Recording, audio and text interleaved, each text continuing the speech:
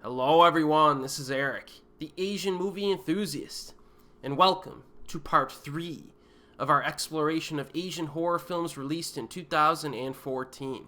I previously covered 20 movies in parts 1 and 2 of this video, and I will cover my top 15 films in parts 4 and 5 of this video.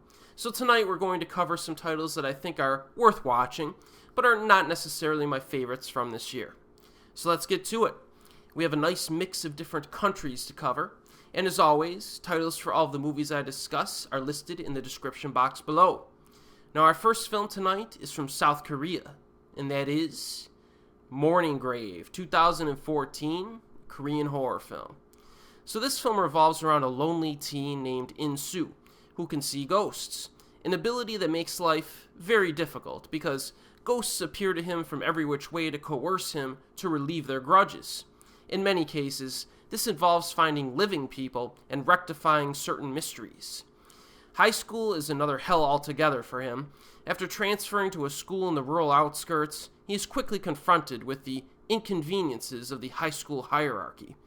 So most fortunately, he finds comfort in the company of a pretty female ghost and who he befriends. But In-soo can sense the presence of a powerful spirit at this school, and soon the students start getting attacked one by one by a mysterious girl. And as you might expect from the plot synopsis, the tone of Mourning Grave is rather light for much of its runtime. This has a murder mystery feel to it, with horror sequences peppered in here and there.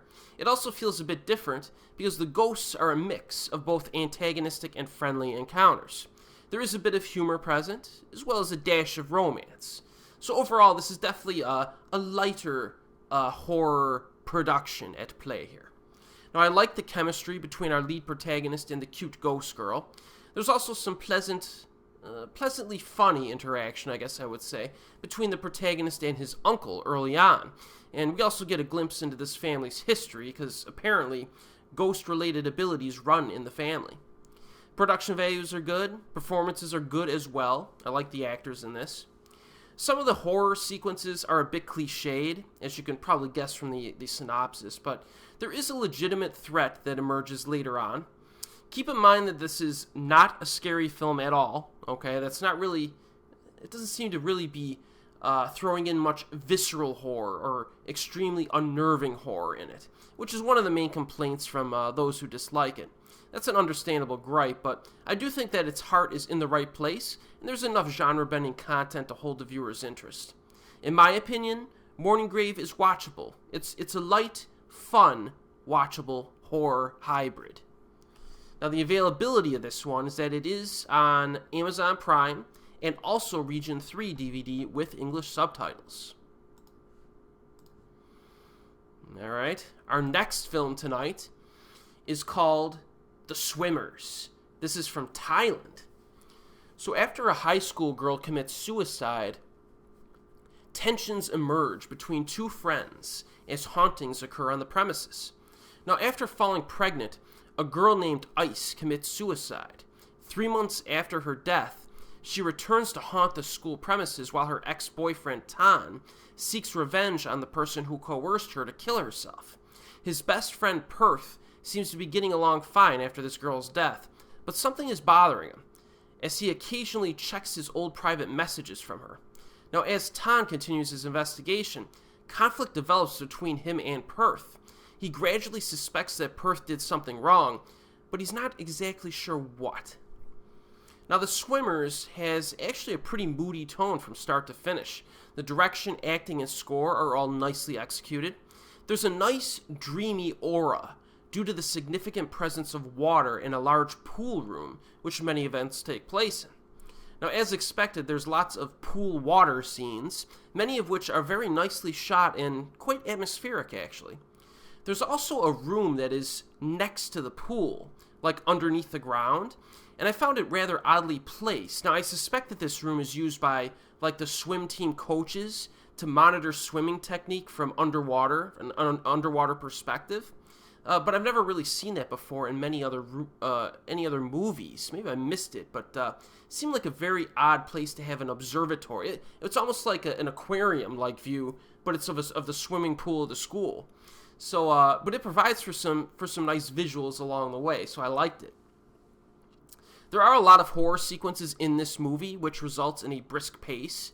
This is one of the advantages of many Thai horror films. They usually stack in a good number of scares, and The Swimmers is no exception. On the other hand, there are a few too many jump scares for my liking, and some of the scares themselves are a bit forgettable. Nevertheless, there are some good moments here. There's one scene involving a hanging body that I enjoyed, and there are a few unnerving scenes involving childbirth as well. Most of the better scares occur during the second half. The psychological aspects of this film are surprisingly good as well, in my opinion. We follow the potential shady guy, Perth, as our main character, and early on in the film, this guy, something not quite right with this guy. Something he did before, it seems like he's got something on his conscience, but you're not sure what exactly. And we see the stress of the situation definitely wears on him throughout the film. Story's pretty good, and it uses a parallel situation with Perth's current girlfriend that works. So I recommend The Swimmers. I think it's a pretty good flick. Availability, it's on Region 3 DVD with subtitles, and also I think I saw it on Daily Motion without subs as well. Alright, our next film tonight is called The House That Never Dies, 2014. This is from China, the mainland, I believe. So this is a 3D movie that was a big hit at the box office and is based on the legendary mansion at number 81 on, wow, good luck pronouncing this, Chaoyangmene Street in Beijing. It follows a woman whose presence in the notorious mansion draws up spirits that have taken residence there. She has recently moved in with her daughter and the boss of a publication company. There is also a historical plot involving a notable family who lived in the house ages ago. The family's third son fell in love with a prostitute, but his request to marry her was refused by his parents, who promptly forced the girl to marry their dead older son instead. So that's the backdrop, the historical backdrop. But how do these stories relate to one another, since they take place so long apart?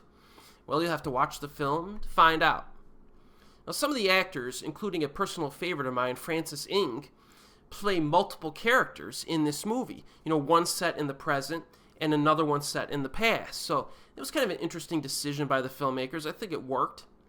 The horror elements consist of things that we've seen before, but they're executed fairly well, I would say. For example, there's a scene with a kid's toy that is rolled down a dark hallway and reacts in certain ways that would indicate an otherworldly presence. And I kind of like that scene. It's simplistic and it seems cliched, but I just felt like they did it well. So I approve. There are a few scenes in this film that are a bit cheesy, I would say. Like the red hand scene, you'll know it when you see the movie. That seemed to be inserted primarily for the 3D effects. Because remember, this was a 3D movie. So every once in a while you have to throw an effect that looks good in 3D. This gimmick does happen a few times in this film, but even those scenes I think are visually interesting to a degree. The finale is enough of a climax, I think, to be satisfying, so that's good. The film is shot nicely, and I like the movement of the camera in this film as well. I like how the direction uses the camera to create a kind of a dynamic viewing experience. The locations are a mix of modern mansion environments and some impressive period sets used for the flashbacks. The mansion has some nice interior design as well that I liked. It's not just like a generic mansion. It's got some flair to it, and I like that. Also, this is a Chinese ghost film that does not seem to adhere to the typical censorship that is employed in the mainland for some reason. Now, if anyone else has seen this film and has an opinion on that particular aspect, I would be interested in hearing your thoughts on it, because usually, the mainland employs certain restrictions on ghost movies that did not necessarily apply to this film, unless I missed something. So, if you have any thoughts on that, let me know. But overall, The House That Never Dies is a pretty good flick. I liked it. And it used to be available on Cineflix, but that site actually recently shut down. So I'm trying to figure out if they're going to open back up or establish a different site or what. But that was kind of a big loss in recent weeks. So you may be a little bit difficult finding this one now. The next one is from Thailand again. We have our second Thai horror film of the evening, and that is The Parallel. Again, 2014, of course. So a pregnant woman is drugged by her sleazeball boyfriend and taken to a back alley abortion clinic. She loses the ability to have children, so she adopts a mute girl who was traumatized by the death of her mother by a criminal.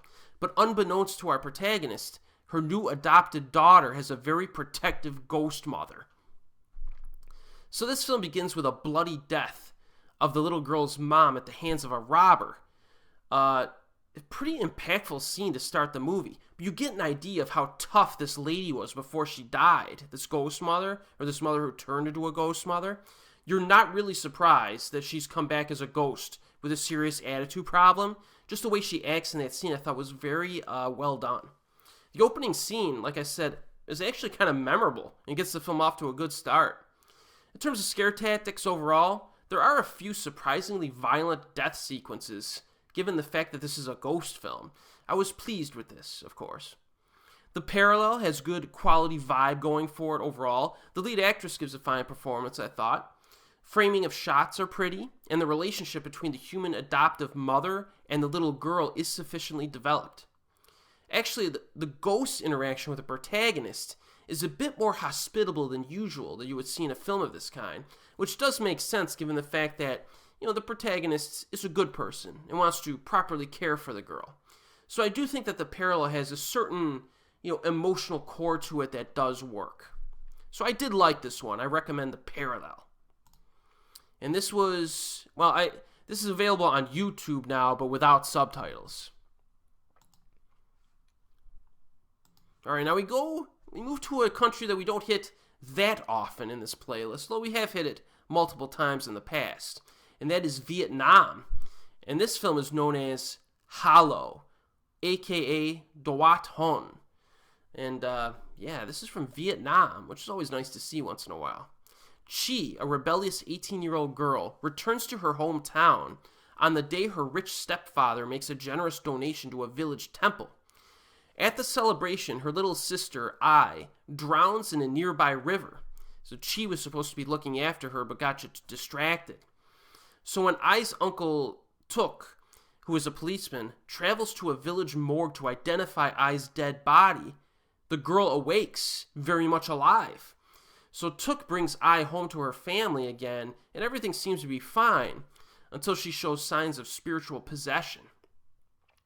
So to investigate the source of her sister's possession, Chi journeys to the village where Ai was found. So first of all, the little girl in this film gives a good performance here. The filmmakers really put her through the ringer, too, dramatically, which required an intense set of emotions that she needed to portray, and she nails it, I think. The lead actress is good as well. There isn't again, just like the last film, there's a certain emotional and dramatic resonance to the storyline here. It focuses on mothers who are desperately attempting to protect their daughters. And this is emphasized even more during the second half, which reveals a human conflict that involves some reprehensible crimes. The scares in this movie are conventional and range from good to merely decent in overall quality. Sound design is a bit on the loud side during the horror sequences, which is intended to add intensity and is somewhat successful in that regard, but it also feels a bit cheap as well. Some of the scenes are not exactly jump scares in how the loudness is used. I'm trying to remember. It was almost like a crescendo of loudness during the scenes, which kind of helps to unnerve you, but is also maybe a little bit cheap as well. If someone put a highlight reel together of just the scares in this movie, it would not seem particularly impressive, but what makes some of the scares work is the dramatic tension and emotion behind them. And the design of the scares themselves is fine, but it's the immorality of some of the characters that gives it an edge and helps it to achieve some impact. The core of the film is essentially dramatic, and that's a good thing. So I like this one. Hollow, it was pretty good. Now this is on YouTube with subtitles, from what I remember. Now our next film tonight is from Japan. Now a lot of the films that we've covered so far, pretty generic premises, right? A lot of ghost films, stuff like that. even though we're hit in different countries, and some of the films are actually quite distinguishable from one another. When you watch them, you'll understand that. But a lot of them are spiritually based. We want to get a little variety in here, and you're about to get it from Japan. And we are going to cover Mother from 2014, Japanese horror film. This is the story of manga artist Kazuo Umezu, a man whose works we've covered rather thoroughly in cinematic terms. This will be the 12th film that's based on his works that we've covered in this Asian horror playlist. Now, previously, we discussed The Snake Girl and the Silver-Haired Witch, Baptism of Blood, Cat-Eyed Boy, God's Left Hand, Devil's Right Hand, Tamami the Baby's Curse, and all 6 of the Kazuo Umezu manga horror theater titles. Now, our film tonight, Mother, mixes reality and fiction together, as it shows the relationship between Umezu and his mother. The plot itself concerns an editor who is working on Umezu's autobiography, and while conducting some further research in a mountain village, she is attacked by strange phenomena which are perpetrated by Umezu's dead mother. Okay, this is a weird film for a few reasons. First of all, this is Umezu's directorial debut at the tender age of 77. Now, that's very late to start a directing career, because he's mostly written manga or novels or short stories, etc. And he's very, acclaimed in that regard. So it's pretty late to start to be a director. Second reason why this film is odd. Who the heck would create a fictional autobiography with this kind of plot, where their own mother, real-life mother, is a vicious, evil entity in the actual film? You know what I mean? So it's definitely an odd premise, a blending of reality and fiction, so to speak. In any case, this takes its time to set things up, but it has a good overall quality, and there is enough entertaining mayhem during the latter half. So the spirit here is different from the stereotypical Japanese spirits out there, because she is very aggressive and rabid. There's a pretty good scene involving a spiritual cleansing ceremony, but Mother definitely has a very kind of bizarre tone to it. Like other films that were based on Umezu's manga and or scripts, there are some creative, nutty moments to enjoy in this. For example, the mother is scared of certain things, and when they tell you what they are, it's very odd. It's very odd, but it's entertaining. Also, the ending is a bit chuckle-worthy, but intentionally so, I believe. This is kind of quirky stuff here. A little different. Story-wise, the film draws multiple parallels between different characters, as well as Umezu's written works. Direction and cinematography are quite good in this, actually. So the man knows what he's doing from that perspective. He must have learned something over the years to apply in his first directorial debut. The runtime of 83 minutes is pretty brief. Still, though, I do think there are some slight pacing issues at times in this. I've never been able to watch this movie with subtitles, unfortunately, so maybe the dialogue would have helped in that sense. But still, even without subs, I found this one to be moderately amusing for sure. So this is available, Mother, which I recommend, on Region 2 DVD, but I'm not sure there's a subtitled version available yet. So now it's time to return to another long-running franchise. And this is one of the better installments. And that is, of course, the Yami Douga franchise. This is Yami Douga 9, also known as Tokyo Videos of Horror 9. 2014. This is a horror anthology from Japan. So, this anthology is of 5 documentary-style horror films with a total runtime of only 67 minutes. Similar to prior installments, 3 of the short films are a bit longer, while 2 are only a few minutes each.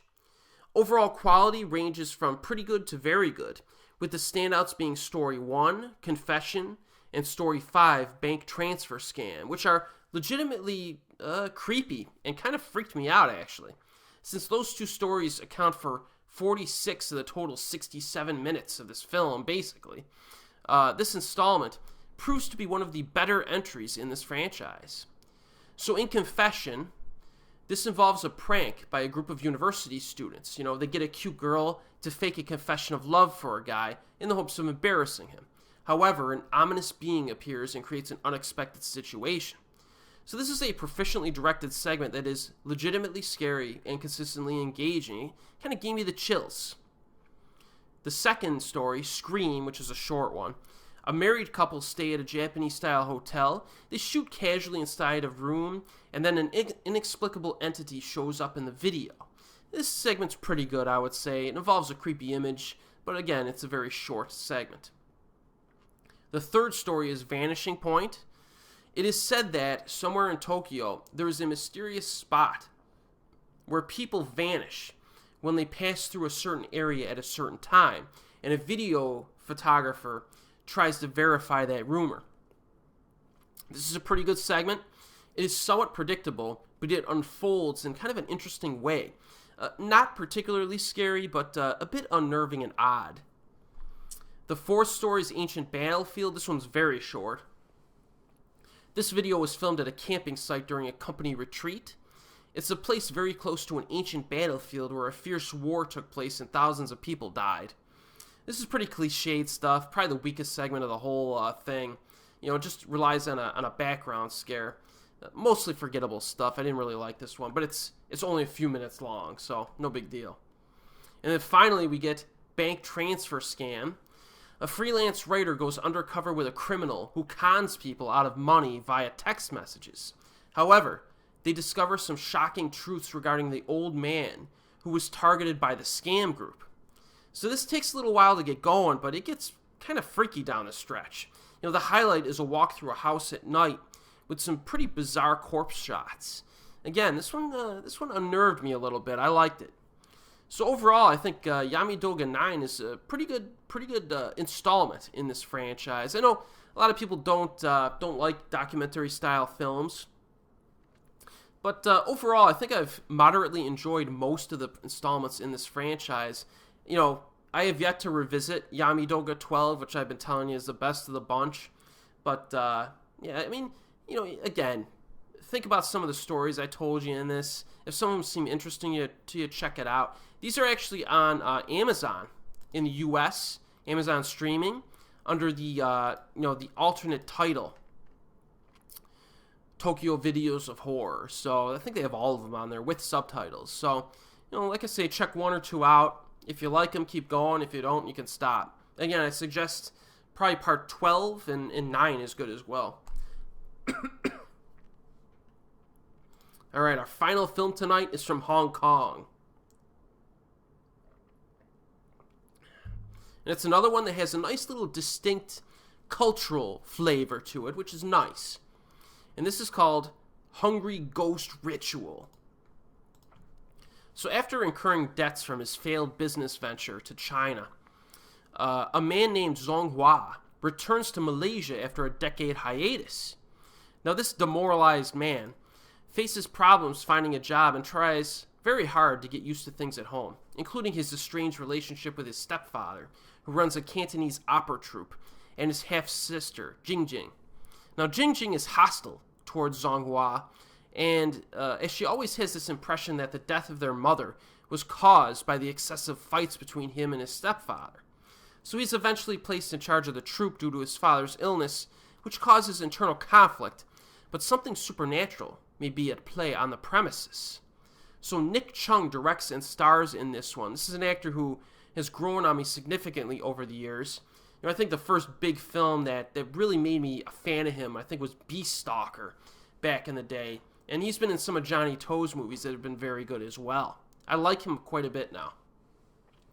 So this is actually his first directing gig. A little younger than Kazuo Umezu with his first directing gig, right? But I think Nick Chung did a good job here. The film looks very nice. And, I would say its greatest strength, though, is the gloomy tone and eerie mood that he is able to successfully establish. So I really liked how he directed this, and I look forward to seeing some of his future films, and I will be covering some of his future films in this playlist. The horror sequences are moderately successful in this. The ghosts act like violent poltergeists in this one. Again, a little different from the typical, I guess, Onryo-style ghost. And these ghosts also possess human victims like demons. The second half, in particular, has some pretty creepy stuff, I think. I enjoyed the horror sequences during the second half. I think it gets stronger as it moves along. There's a scene in an alleyway, which uses some green lighting. And you all know how I like my colorful shots in my horror films. I like that scene. I also enjoyed a few of the possession scenes. Again, this focuses on dramatic tension quite a bit, kind of like some of the other films tonight that we've been covering. This one focuses on the conflicts between the troop members a lot, and I think that's a good thing in this case. The display of local culture also helps, just like some of the films we covered in 2013.